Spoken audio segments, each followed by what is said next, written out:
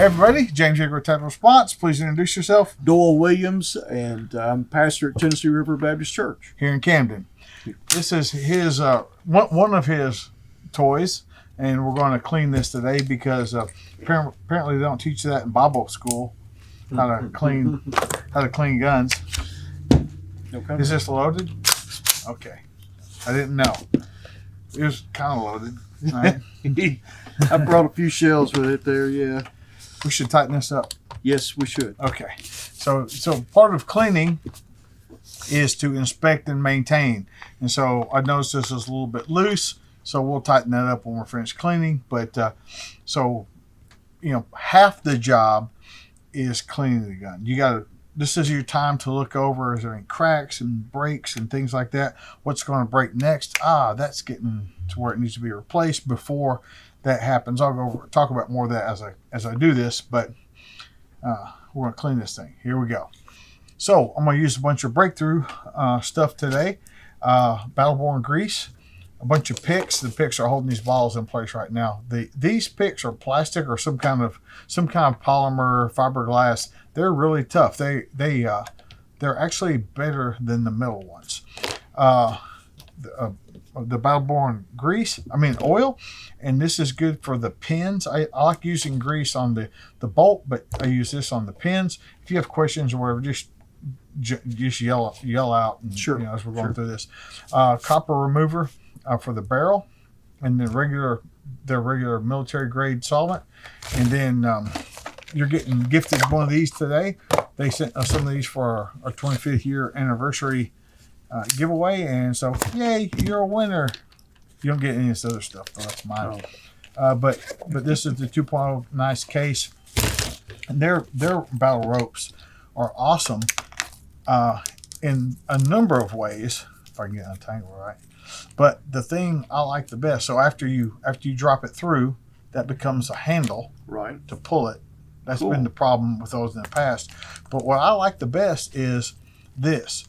It says what caliber it is, because if you've got one that's for 308 and 223 and this other caliber, after you pull them through the gun one time, you're like, which one is which? They all start looking the same. But this is state of the art on pull through cleaner at this moment. The quick wipes are great for wiping stuff off. They come in this big box of these packets. We use the packets, but it's just like imagine having a cleaner on a wet wipe. Got it. Then a couple of rags to wipe stuff off. All right, so cool. We made sure that the gun was unloaded, and these Law Tactical, if you want a folder on your gun, the Law Tactical is the best. Not the second place isn't even close. We're looking up here for this. Second place isn't even close on these folders. This thing is top notch. To get the plug out of it, you have to push this tab to pull this thing out. Usually kind of stuck, kind of stiff because there's the O-rings, because they don't want it to come out. I don't either. I will set that aside. After that, it pretty much comes apart like a regular AR-15. Push the pins through, take it apart. And what we'll do is concentrate on the top first. So we have the handle, a dry bolt. That's why this thing don't work. Look how dry that is. That thing has never had any lube on it. Horrible. I will talk to the owner. Horrible. But pull that thing out. And so this is a split in half AR-10 barrel, but it'll help me demonstrate what we're going to do. The dirtiest part of this gun is in the chamber area here. So the barrel, this is the barrel extension. So the back of the barrel extension, where the bolt goes through, the teeth go through here, then it turns and locks in, then it unlocks and comes back out. Gets really dirty. Most of the dirt that you need to clean out of an AR-15 is right here. So if you are pushed for time between gunfights and you're going to clean your AR-15, clean it between here and here. Okay, that's the sorry, preacher, but that's called a whore bath. Got it. Just clean the dirtiest parts as quick as you can. Get ready for another one. So as far as the cleaning and inspection goes, this cotter pin, looks like you bent on this one a little bit, naturally has a spread to it. Right. So when people put these back in, I got a little trick for you. But pliers are never the answer on these. Never the answer. And if you use cardboard, you can usually stick the parts in. Next, the firing pin comes out. And the most common mistake is the wrong order of pin and firing pin, but I'll help you with that. Then we turn the lug, cam pin out.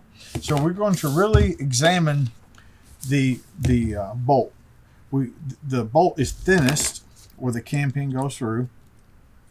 The walls are thin here. So every time you clean your gun, the most likely culprit for breakage is right through here, right through these walls. Right. So you're going to inspect it for cracks and things like that? Yeah, every time. This is, if you pull this thing out and look at one thing, look at these sides. Okay. Yeah, that's the thing. The gas rings, I just did a video on that. Don't worry about those, they're fine. The end of the bolt has carbon, and some guys just drive themselves crazy cleaning the carbon off that, but I never cleaned the carbon off of it, ever. It gets the same exact amount and then kind of stops. It gets to a level of where the gun operates, and then it stops putting more carbon on. So that's going to drive some Marines crazy that had to clean guns for 5 days at a time after they shot them. But I just don't clean those. I know, oh no, you can take this apart further, but just for cleaning, you don't need to. The extractor, this piece right here, yes, this is what grabs the casing and pulls it out. You can, if you can put your finger on there and move that, there's a spring. This thing operates like a seesaw, and there's a spring back here. If you can move that at all with your finger with just a pretty good amount of pressure, that spring needs to be replaced. So if that thing will move without you putting a tool on it and pulling on it, that spring needs to be replaced. Got it. This is the ejector. This is one of the really only places on the top end of the gun I use oil, but a drop of oil on that ejector, and then you can take a bullet tip or something and move it back and forth. So that's what pops the round out. So the extractor pulls it out of the chamber, then this thing is spring loaded underneath, and then it goes bing, and that's what flings it out of the gun. That right there. So what we need to do is clean this chamber here, the chamber, the actual chamber itself, and then the area on the barrel extension. So I have 3 different brushes I use for that. So this big brush is to clean this tube. That we'll put it through there. Got it. And then this is for the barrel extension. You're right. That fits down in the lug area. Well, here's the thing. Some guys put it in here and then start spinning it. No, it's like a toothbrush. Back and forth, pull out, turn it, back and forth, pull out, turn it, back and forth. All right, so I've been doing it wrong. When you get inside, you can turn it in there, but don't turn it on the teeth. That way, otherwise it mashes it down. Some idiots even put this on a drill and put a drill in there. A power tool has no place in cleaning your gun. No place. But back and forth, clean the teeth, take it out, change it, and you push it all the way through, turn it. And this also cleans the chamber at the same time. If your chamber is extra dirty, a dedicated chamber brush will fix that. So basically, I've seen wire brushes. Now, is that something you should not use? You won't. I use plastic because it lasts forever. It doesn't bend up like copper or brass. Right. But if you're going to use anything, use copper. It's the softest, but they wear out more often than the plastic. I prefer the plastic. Wow. So if you have one brush for your AR-15, you need a chamber brush. If you have one brush for it. If you have 2, you need the one to clean out that. But you can get that with this kind of pretty good. And then the least most important, because you probably already had that, is a dedicated chamber brush. So what we'll do is I can move all this stuff aside. I'll spray some solvent in here.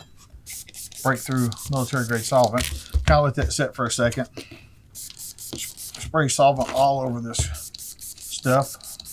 And then we'll just start cleaning it. It's not a big deal, really. You just got to scrub it and get the crap off of it. So how about you clean that thing, and I'll clean this thing. Do you have any questions? Okay. So, Well, the good news is it was so dry, there was nothing for the carbon to stick to. So there's not really a lot to clean. you're welcome. I did my part. So let's say if we were in the field, like this would be great in your range bag, because you could just open this up and do most of what you're doing right there, just wiping the excess crud off or anything like that. If you run a silencer, otherwise known as a suppressor, on your gun, and you go to the range and you're going to take a class, you need these to wipe your bolt and stuff off at lunchtime. If you shoot with a can, you already know you need something to clean it. But this is something you can throw in your rifle case, or put it in the case with your can, whatever the case may be, to keep your gun clean so you can shoot it all day. Usually by 200 or 300 rounds are so dirty, unless you're shooting the OSS can, you don't need these. But everybody's not shooting a state-of-the-art can like an OSS. You're going to need to probably have some of these close by. That looks good enough there, preacher man. All right.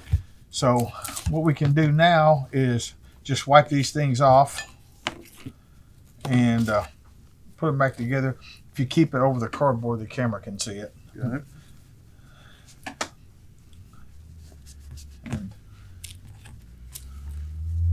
I've almost got it as dry as it was when I brought it in. Yep. So here's what I do on this bad boy. So I'll squirt some lube on here. That's a little bit more than I wanted. And I'll put it around that and on the lugs. So that part's got lube on it. Got it. Put that thing back in. And there's 2 holes on this thing. So potentially you could see either hole on here. You want the bigger hole up? Well, here's the thing. People worry a lot about that. I just try it. If it doesn't work, I spin around. But if you want to do the math on it, the ejector, think about the ejector throwing it out of the gun. Right. So the extractor should be on the top right. Got it. And then boom, that thing throws it out of the gun. So we put the cam pin in there. Now we got to turn it around. So the cam pin is facing this way. The next thing is that I didn't clean, the firing pin. And there's a lot of debate about putting oil on this. I don't. If this was my gun, there would be no oil going on this. But apparently the internet thinks you're supposed to have oil on that. But I'm doing that to please the internet, not because I do it. Now, most common mistake I was telling you about is somebody puts this retaining pin in, and that firing pin is not all the way forward. Right. What happens is you rack the gun, you rack it, this falls out, you open your gun, you're like, hey, why is that laying there? Got it. Okay, that's the most common thing, especially if you have one of these pins that doesn't want to go in. So this one's already kind of bent, and they all split. They're supposed to. That's what the tension that keeps them in. Split more than usual. So when you have a problem like this, let's just see if this will go through. Wow. I can't even get it in the first one. Okay. So most people can get through the first one, and then it kind of stops. That one goes right in, but that's great. Let me give you a little trick in case it doesn't. So you get right here, it won't go. This is where guys want to get pliers and do stuff. Put it on the table, push that thing down. When you push it down, it'll kind of close the pin. Then you can push it the rest of the way through. Got it. So that's a big deal. Now, most people put lube all over this. Unnecessary. That you only put lube on bearing surfaces. And speaking of bearing surfaces, I'm going to squirt some in there on that cam pin, just a little bit on the cam pin. Got it. It's a very high stress thing. But there are 4 rails on an AR-15 or AR-10. There's a rail there, rail here. Sister rails on the other side. And so that's all the lube that is needed on a bolt. So just forward up here and not any back here? No, there's nothing back there that rubs That's anything. touching. Okay. All that does is gives a place for crud to land and stick. Gotcha. Yeah. So we'll just set that aside. Next is the upper. We've already sprayed the lube in there. So I mean the solvent in there. So once you stick that in there and go ahead and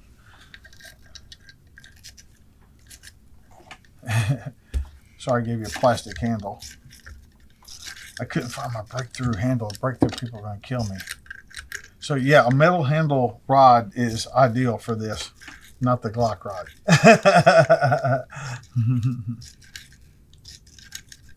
Yeah, I don't know if I can push it in there That's to all where I right. can get to the chamber. That's okay.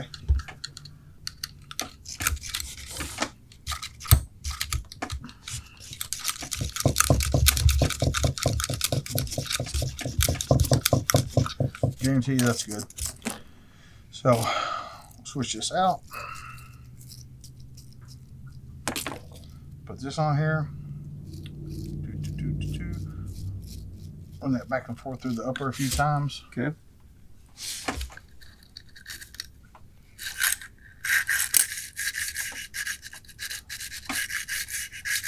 Like I said, these will work, but this is so much easier than trying to hit those curves and everything. Oh, absolutely. I like this. If I knew a friend that might have some of those brushes, it'd be great. You better get a friend that'll clean your gun for you. Oh, I love it.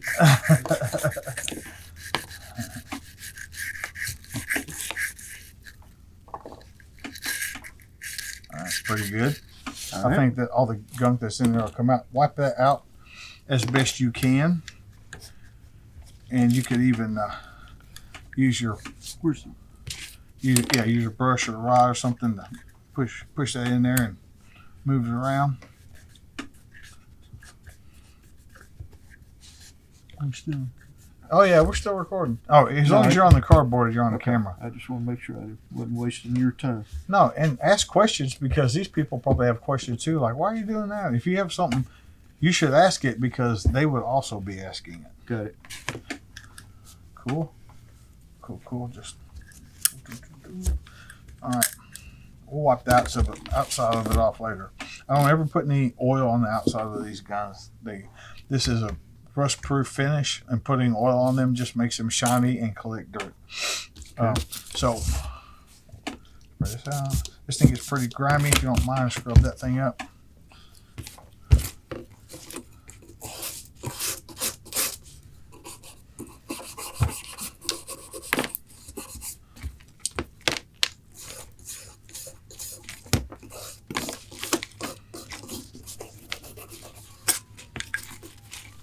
That's probably good.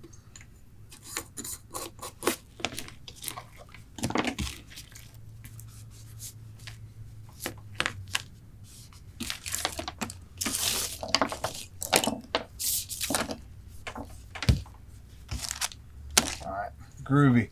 So next thing we're going to do is pull this bore cleaner through. So like I said, it'll pull. You drop it through like that, then it turns and becomes a T handle. And you pull it through. Now on this, if you haven't used one of these before, this is like running a wet patch through. Right. Then the brushes are in here, and these are like running dry patches through. One pull through that thing. Is adequate? Oh, it's like running like 50 patches down. Got it. So yeah, What do you put on yours? that's what I was about to talk about. There's two things you could put on it. Is a copper remover, and the reason you should use Breakthrough, this is not a commercial for Breakthrough, this is the stuff I really use, is because this is safe on steel. Most of that old ammonia smelling bore solvents, Right. they all just ate your bore up. More rifles have been ruined from cleaning than from shooting because of that stuff.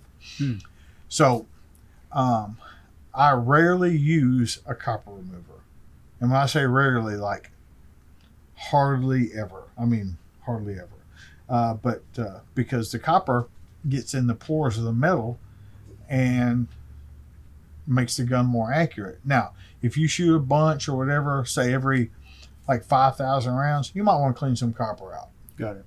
Now, Breakthrough's probably, no, sell more copper, yeah. No, but seriously, it's a good product. This is what I would use for that purpose. However, the military grade solvent they use is what I would use on this and anything else like this. And I want to get really wet. use gravity as our friend. And this will pull out your whole barrel. Imagine if that was a barrel. Oh yeah, instead of a 7.5 inch. Right. Got it. And so, boom, you're done. Wow, that is awesome. Yeah. I've got one of these, but it doesn't look anything like that. No, you don't have one of these. No, you got old technology. Yeah. This is new technology. I love new technology. You love free new technology. So, what I'm going to do on the charging handle, it touches across the top and on the sides. Yeah, you can see where I've really been touching the side. Well, most because it pulls to that side. Yep. You told me one time that you you need pull to make sure you pull it to that side. Exactly. It's You okay. need to make sure that they make new ones of these every day. Yeah. So push in about inch or so, and then it goes into that. Drops through the openings. Then the bolt goes in. The bolt has to be forward to go up in there. Now, when we get this back in, when you run the charging handle after we get back together, you're going to go, oh man, with that little amount of grease we put on there in the exact right spot, you're going to be like, oh man, that really feels smooth. Oh, I can imagine what that other gun looks like. Okay, so we inspected the carrier, the bolt carrier, the bolt itself, charging handle, and all that stuff. I looked around while we were in there, didn't see anything broken or anything like that. So that looks good to go. We'll wipe this off in a few minutes. Now, what about right here? Does anything go right there? No. Okay. No, that's where the top of the hammer goes back and forth. Some guys get weird about that. So he's got a echo trigger in here, right? Yes. And so lowers, I usually just blow them out with air unless there's something going on. This one's not very dirty. If it was dirty, I'd recommend some kind of spray to spray in there. I'd spray some solvent in there first, then spray it out with some kind of spray to get the stuff out. But generally lowers get 4 drops of oil from me. So they have the 2 pins, unless you have a 3-pin gun. Yeah. They have the 2 pins going through. They're like axles for the trigger and the hammer. So I put 1 drop or half a drop of oil. I don't think this will pick up on the video, but I'll put a drop of oil on that spring, and on the back ones. If I can see them with this funky trigger that you have. Yeah. Go all along. I don't know what I'm doing wrong. Well, anyway, I'll get down there. I'll do it by eyeball. So when you see an AR-15, you see oil coming out of these holes. They put too much on. It doesn't hurt anything, but you didn't need that much. Most people over lubricate their guns. Most people, not you. No, of course not you. Obviously. You are I think we showed that. Not you, but everybody else. And the tube and stuff like that. Unless you've gotten it in the mud or something like that, I wouldn't worry about like cleaning the tube. I know there's guys that obsess over that. I don't put any lube back in the tube or anything like that. I know a lot of guys freak out when I say that, but I don't. I just leave it alone. It stays dry. The only time I take it apart is if I've submerged the gun or got totally covered in mud and things like that. Other than that, a couple of drops of oil, spray it out with air.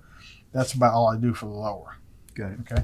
So we still have to fix the rear end, but we'll put it together real quick. I'm trying to do all this on camera so it makes it awkward to hold. And what we got to do here to get this echo trigger back together? Pull the trigger just a little bit. It's not moving at all. All right. I'm with the master. There's something. There's a trick to it. What was it? I moved that trigger in all 3 spots and it didn't do anything. All right. What was the trick to it? There's a trick to these. Okay, we got back together. A little bit of a trick with that echo. Cock it, and then the thingy in the back, push that forward, then put it down. So we didn't have to. What were they? The echo gurus? Well, those Echo gurus. They helped us out. Yes. How you liking that trigger? Oh, I love it. I love the Fostech Echo 2. It is a wonderful trigger. It's a binary trigger if people are not familiar with that. And it fires as you pull and as you release. And it is awesome. You talk about increasing your speed. You shoot this as fast as you can. As fast as you could ever shoot a 30-round mag, you could shoot a 60-round mag. Absolutely. And it will put a grin on your face. All right. So I told you that it would be smoother. We got to put the plug back in. It would be a smoother action, so you can see if I'm right or wrong on that. And then we got to tighten that plug up. So see if that action's smooth for you. Oh my! I didn't know it would even do that. So you can hear the difference between a dry gun and a properly lubricated gun. And like Breakthrough Clean doesn't want me to say this, right? They want people to buy more lube. I'm just kidding. They're friends of ours. But like that much lube is on this whole gun probably, as far as Breakthrough. But buy Breakthrough. I'm serious. People ask me why do I use that? It works hotter than anything else, and it works colder than anything else, and it doesn't stink. No stink is a big deal. Maybe a stupid question, but how many rounds should I mean, when would it need to be cleaned again? Depending on the environment and stuff like that, but probably 1,000. Okay. But it's like an oil change, 3 months or 3,000 miles. How about 1 year or 1,000 rounds? All right, that'll work. The good thing about putting grease on there is you put that in a patrol car or whatever, it doesn't drip off. When you put oil on guns, it drips off. Got it. Yeah. So if you guys have any questions for us, let us know. If you got any video topics that you'd like to hear the preacher or me talk about, go ahead and post those down below. He likes doing videos and stuff Love like it. that. Yep. But if you guys have anything else for us, just let us know. We'll be glad to help you out. This is James Yeager, Doyle Williams, y'all take care. reminding you that your responsibility to be ready for the fight never ends.